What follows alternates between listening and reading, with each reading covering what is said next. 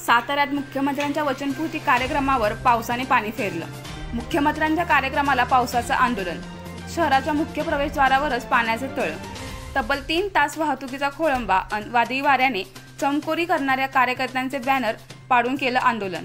नमस्कार, मी जान्हवी सावंत, वृत्तशाही न्यूजमध्ये तुमचं स्वागत करते। पाहूयात आता ठळक घडामोडी।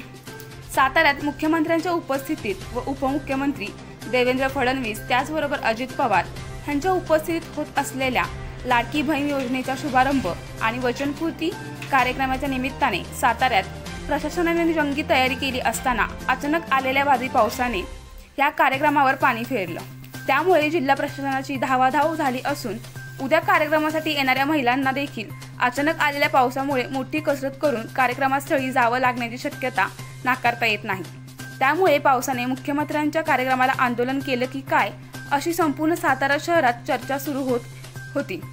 त्याचबरोबर सातारा शहरात कधी नवकस कार्यकर्त्यांनी आपली चमकोरी करण्यासाठी रस्त्यावर पावलोपावली बॅनर लावल्याने निसर्गाला देखील न पटल्याने आज वादळी वाऱ्याने हे बॅनर मोडून रस्त्यावर पडले।